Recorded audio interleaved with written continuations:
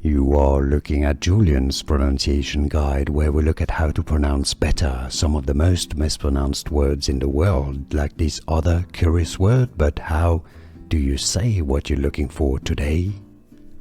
Let's learn the Italian pronunciation of these museums, super famous in Rome.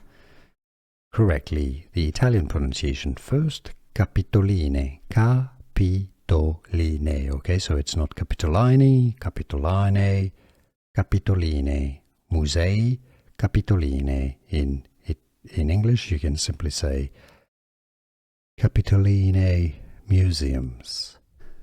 Here are more videos on how to pronounce more confusing words and names too many mispronounced. Like this video if you found it useful. I appreciate your support. I'll see you soon and thanks for watching.